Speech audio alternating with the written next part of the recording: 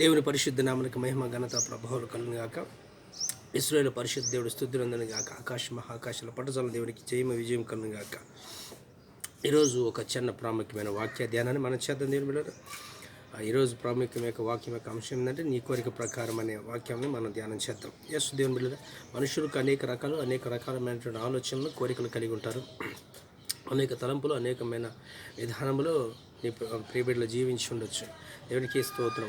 వారి కోరిక ఆలోచన యావత్తో కూడా దేవుడు సఫలపరచటకు సమర్థుడైన దేవుడు. దేవునికి మహిమ కలుగును గాక. నీ కోరిక ఏమిటో, నీ ఆలోచన ఏమిటో దాని ప్రకారం దేవుడు చేయడానికి ఇష్టపడుతుంటాడు. కానీ అది సదుద్దేశం కలిగినటువంటి ఆలోచన అయితే దేవుడు మేలును ఆశీర్వాదాన్ని దీవెన ఇవ్వడానికి ఆయన ఇష్టపడుతున్నాడు. దేవునికి మహిమ ఘనత ప్రభావం కలుగును గాక.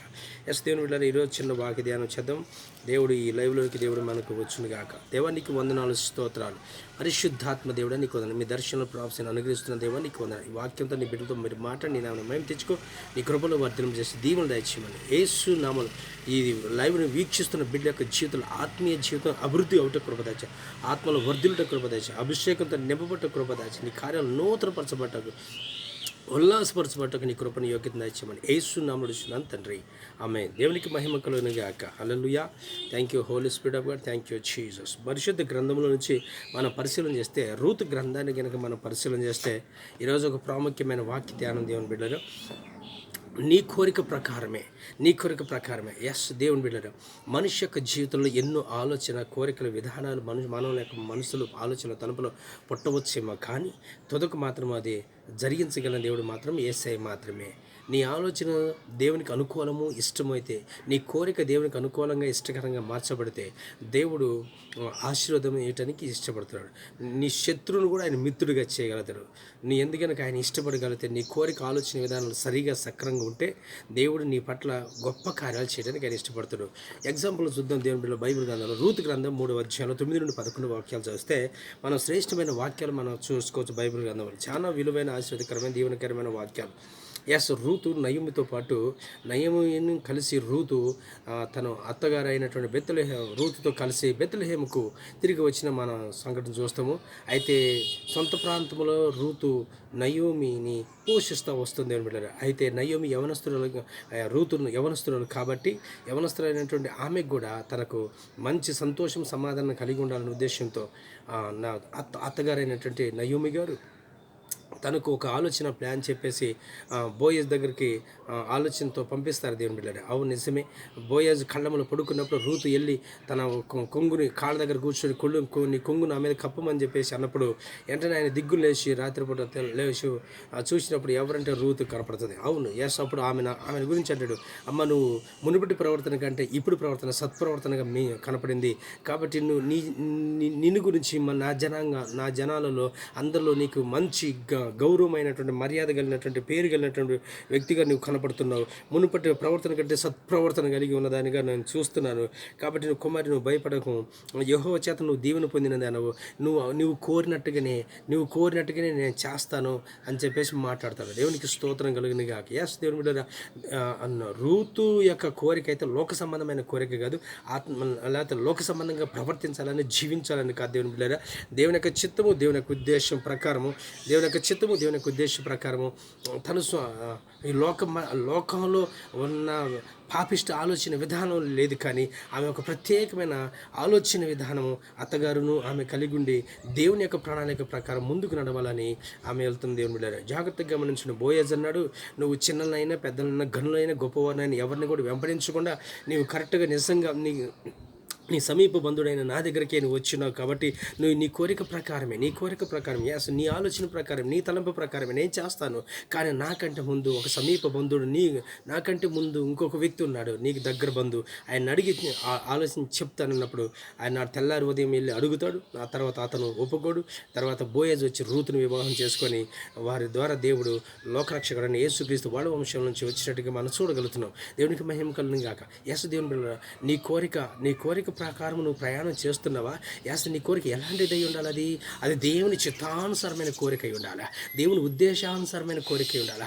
దేవునికి ఘనతకి తీసుకొచ్చే కోరిక అయి ఉండాలా? దేవుని మహిమ తెచ్చేదిగా ఉండాలా?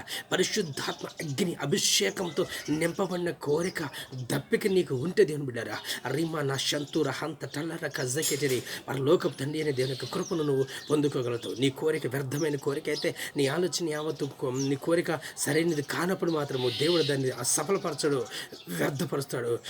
దావీదు కూడా ప్రార్థన చేస్తాడు కదా, ఎవరిని బట్టి? అహితోపేలు యొక్క కోరికను, అహితోపేలు యొక్క ఆలోచన చెడగొట్టు ప్రభుని ప్రార్థన చేస్తాడు. దేవుని బిడ్డారా, అహితోపేలు యొక్క ఆలోచన సరైనది కాదు, దేవుని ఉద్దేశం కాదు, కాబట్టి దాని యొక్క ఆలోచన చెడగొట్టాడు దేవుడు. దేవునికి మహిమ కలుగును గాక. Thank you whole spirit of God. నీ కోరిక ఈరోజు ఈ సాయంకాల సమయంలో దేవుని బిడ్డ, ఈ సాయంకాల సమయంలో దేవుని యొక్క మహిమ మీ మీదను నిలబడి ఉన్న దేవుని బిడ్డ, నీ కోరిక ఆలోచన యావత్తు సఫలపరచడానికి ఆయన ఇష్టపడతాడు. నీ కోరిక ఆలోచన యావత్తు ఆయన సఫలపరచాలని ఇష్టపడుతున్నాడు. కాబట్టి నీ ఆలోచన, నీ తలంపు, నీ ఉద్దేశం, నీ కోరిక మొత్తం తీసి దేవుని యొక్క ఆత్మతో, దేవుని యొక్క ఆలోచనలు, దేవుని యొక్క ఉద్దేశాలు, దేవుని యొక్క మనసులో పెట్టు. ఆయన చేయటకు ఏదైనా సమర్థుడైన దేవుడని నేను తెలియజేస్తున్నాను. ముఖ్యంగా ఇంకొక విషయం కూడా చెబుతా దేవుని బిడ్డ, గమనించండి. ఈ దేహంతో జరిగించిన ప్రతి పనిని బట్టి దేవుడు మనల్ని తీర్పులో తీసుకొస్తున్న సంగతి కూడా మనం మర్చిపోవద్దు. అందుకనే మన ఒక వాక్యాన్ని ప్రసంగి గ్రంథము 11వ అధ్యాయాన్ని కనుక మనం పరిశీలన చేస్తే చాలా శ్రేష్టమైన మాటలు అక్కడ రాయబడిన దేవుని బిడ్డలారా. దేవునికి మహిమ కలుగును గాక, దేవునామకి ఘనత కలుగును గాక, ఇశ్రాయేలు పరిశుద్ధ దేవుడు స్తుతినందును గాక. ప్రసంగి గ్రంథము 11వ అధ్యాయం 9 నుండి 10 వచనాలు. ఎవరుడా నీ యవనమందు సంతోషపడము, నీ యవన కాలమందు నీ హృదయం సంతృష్టిగా ఉండనివ్వు. ఇదిగో నీ కోరిక చొప్పున, నీ దృష్టి యొక్క ఇష్టము చొప్పున, నీ కోరిక చొప్పున, నీ దృష్టి యొక్క ఇష్టము చొప్పున ప్రవర్తించుము. అయితే వీటన్నిటి బట్టి దేవుడు నేను తీర్పులను తీసుకువస్తానని బైబిల్ లేఖనం సెలవిస్తుంది. కాబట్టి జ్ఞాపకం ఉంచుకో. యవనుడా, నీ యవనం బట్టి సంతోషపడు, ఆనందపడు, నీ కోరిక చొప్పున, నీ ఇష్ట ప్రకారం నడువు.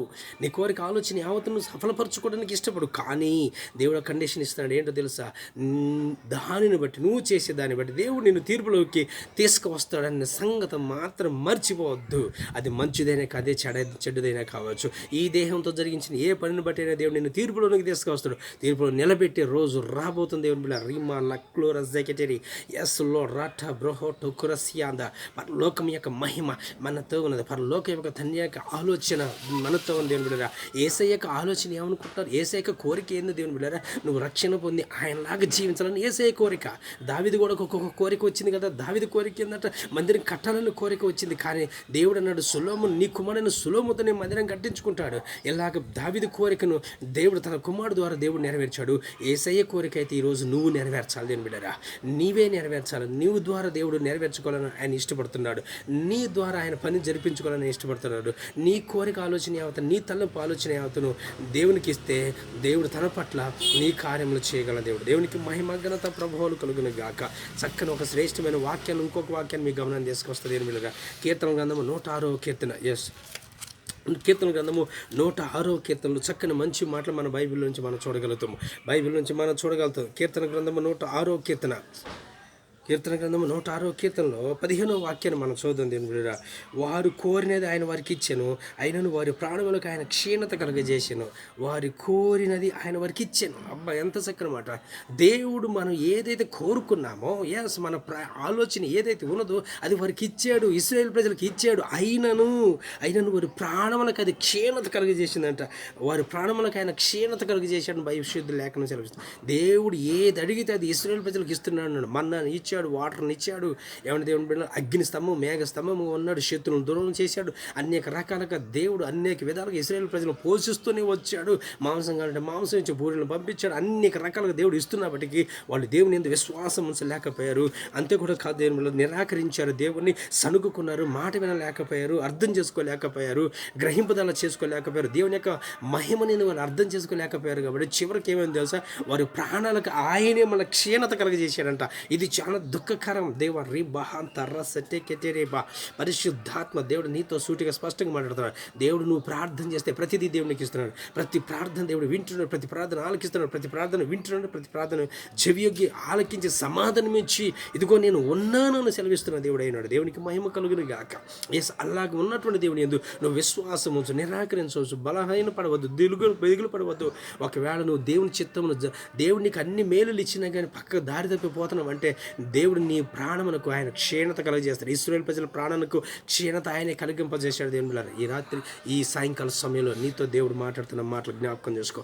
ఒకవేళ దేవుని చిత్తమును జరిగిస్తే మాత్రము ఎలా ఉంటుందో తెలుసండి. దేవుని చిత్తం జరిగించకపోతే అన్నీ ఇచ్చినా కానీ నీ ప్రాణాలకు క్షీణత ఉంటుంది. ఒకవేళ దేవుని చిత్తమే కనుక మీరు చేయగలిగితే దేవుని బిడ్డలారా, కీర్తన గ్రంథము 107వ కీర్తనలో చక్కని మంచి మాటలు దేవుడు రాయబడి అన్ని 107వ కీర్తనలో ఆయన చక్కని మంచి మాటలు మనకి ఇస్తున్నాడు. దేవుని బిడ్డ దేవునికి స్తోత్రం కలుగును గాక. హల్లెలూయా హల్లెలూయా. 107వ కీర్తన ఇక్కడ రాయబడింది 28, 29, 30 వచనం మనం చూస్తే, శ్రమకు తాళలేక వారు మొరపెట్టిరి, అయినను ఆయన వారి ఆపదల నుంచి వారిని విడిపించను. తుఫాను కూడా దేవుడు ఆపివేశాడు, తరంగాలు అణిగిపోయేలా చేశాడు. నిమ్మలమై వారు సంతోషించిరి, వారు కోరిన రేవుకు ఆయన వారిని నడిపించను. ఎస్, దేవుని చిత్తం జరిగిస్తే నీవు కోరిన ప్రయాణము చక్కగా అవుతుంది. నువ్వు కోరిక ప్రకారం దేవుడు నిన్ను వాడుకుంటాడు. దేవుడు నిన్ను తన కృపతో నింపుతాడు, తన మహిమ చేత నింపుతాడు, తన బలమ చేత నింపుతాడు. అంతే కూడా కాదు, నువ్వు శ్రమల్లో ఉన్నప్పుడు, తాళలేకపోతున్నప్పుడు, బాధతో ఉన్నప్పుడు, కష్టంలో ఉన్నప్పుడు, ఆపదలో ఉన్నప్పుడు దేవుడు విడిపించి రక్షిస్తాడు. అంతే కూడా కాదు, తుఫాన్ లాంటి సమస్యలు, ఇరుకులు, ఇబ్బందులు వచ్చినప్పటికీ వాటన్నిటి నుంచి ఆయన విడిపిస్తున్నాడు దేవుని బిడ్డలారా. అంతే కూడా కాదు, సంతోషింపజేస్తాడు దేవుని బిడ్డలారా. అంతే కూడా కాదు, నీవు కోరిన రేవుకు నిన్ను ఆయన నడిపించి నిన్ను ఆనందపరచడానికి నడిపించడానికి ఆయన సిద్ధపడుతున్నాడు. దేవునికి స్తోత్రం. ఒకవేళ ఆనందంగా ఉండి శ్రమ సుఖంగా ఉండి దేవుని యొక్క చిత్తమును జరిగిస్తూ, దేవుని యొక్క కోరిక ప్రకారం నడుస్తూ, దేవుని యొక్క ఆలోచన ప్రకారం నడుస్తూ, దేవుని యొక్క ఉన్నతమైన ప్రణాళిక ప్రకారం నడుస్తూ నువ్వు శ్రమను పడుతున్నావా, దేవునికి మొర పెడుతున్నావా, ఆ మొరను దేవుడు ఆలకించి నీకు విడిపించడానికి ఆయన సమర్థుడైన దేవుడు అని ఈ దినం మనం తెలియజేస్తున్న దేవుడు. అంతే కూడా కాదు, ఆపదలు నిన్ను వచ్చినాయి, ఆపదల నుంచి విడిపించగల దేవుడు అయినాడు. అంతే కూడా కాదు, దేవుడు తుఫాను లాంటి సమస్యలను ఎదురు ఆ తుఫాను లాంటి సమస్యలను విడిపించగల దేవుడు అయినా, నిమ్మలపరిచి సంతోషపరచగల దేవుడు. నీ కోరికను సిద్ధింపజేసి నీ ఆలోచన యావతను ఆయన సఫలపరుస్తాడు. నీకు కోరిక ప్రకారం నిన్ను ప్రయాణం సాగిస్తాడు. నీ కోరిక ప్రకారం నేను నడిపించడానికి ఆయన సిద్ధంగా ఉన్నాడు దేవుని బిడ్డలారా. కాబట్టి నువ్వు దేవుని చిత్త ప్రకారం నడిస్తేనేమో ఆనందం, సంతోషం పొందుకుంటావు. ఒకవేళ దేవుని చిత్త ప్రకారం నడవకపోతే నీ కోరికను దేవుడు సఫలపరచడేమో కానీ నీ ప్రాణమునకు కూడా క్షీణత అనేది కలుగుద్దు. కాబట్టి దేవుని ఆలోచన ప్రకారమే జీవించాలని ప్రభువు నామంలో తెలియజేస్తున్నాను. నేను చూస్తున్నాను ఒక దర్శనాన్ని. దేవుడు ఒక దేవుడు ఎవరో కారు కొరకు ప్రార్థన చేస్తున్నారు దేవుని బిడ్డలారా. యేసు దేవుడు వారికి కారును అనుగ్రహించును గాక. దేవుడు నాకు చూపిస్తున్నాడు కారును దేవుడు చూపిస్తున్నాడు. యేసు ఈ లైవ్ ద్వారా ఎందరైతే వింటున్నారో, ఎందరైతే చూస్తున్నారో ఈ లైవ్లో నుంచి దేవుడు మీతో మాట్లాడుతున్నాడు. ఒక కారు దేవుడు మీ జీవితంలో ఇవ్వాలని ఆయన ఇష్టపడుతున్నాడు. ఒక కారు దేవుడు మీ జీవితంలో మీకు అనుగ్రహించబడును గాక. ఒక కారును దేవుడు మీకు ఇచ్చును గాక. ఎవరైతే కారు కొరకు నీ కోరిక ఏంటంటే కారు కావాలని ఆశ కలిగి ఉన్నావా, నీ కోరిక ఏంటో బైక్ కావాలని ఆశ కలిగి ఉన్నావా, లేకపోతే నీ కోరిక ఏంటి ఈ లోక సంబంధంగా జీవించాలని ఆశ కలిగి ఉన్నావా, అదైతే దేవుడు జరగలేడు. ఒకవేళ జరగాలని అన్నా కానీ నీ ప్రాణము ఆయాసకరం, దుఃఖకరంగా మార్చబడింది ఒకనొక దినమున. ఇప్పుడైతే నువ్వు ఆనందకరంగా పోవచ్చేమో, రానున్న దినాలు నీకు దుఃఖము, ఆయాసమే తప్ప మరొకటి ఏమీ ఉండదు. దేవునికి మహిమ కలుగును గాక. ఇదిగో నేను దేవుడు నాకు చూపిస్తున్నాను, ఒక ఇల్లుని దేవుడు చూపిస్తున్నాడు. యాల్సి నీ కోరిక ఇల్లు కావచ్చు దేవుని బిడ్డ. నీ కోరిక ప్రకారమే దేవుడు నీకు ఇల్లుని ఇచ్చును గాక. యాస్ దేవుడు నీ లైవ్ ద్వారా నీతో మాట్లాడుతున్నాడు. నీ కోరిక ప్రకారం దేవుడు ఇల్లును అనుగ్రహించును గాక. ఆత్మ సంబంధమైన ప్రతి ఆశీర్వాదం, ఆ వరములను దేవుడు నీకు అనుగ్రహించును గాక. యాస్ గుడ్డివాడు దావీదు కుమారుడా నన్ను కరుణించయ్యని కేకలు పెడితే యాస్ అతను కోరిక ప్రకారమే దేవుడు ఆయనకు కళ్ళునిచ్చాడు దేవుని బిడ్డారా. 10 మంది కుష్ఠరోగులు వెళుతున్నప్పుడు ప్రభు మమ్మల్ని బాగు చేయమంటే యేసు 10 మంది కుష్ఠరోగులు శుద్ధులైన ఒకళ్ళు మాత్రం తిరిగి వచ్చారు. అంటే వాళ్ళ కోరిక ప్రకారం దేవుడు వాళ్ళని స్వస్థపరిచాడు దేవుని బిడ్డారా.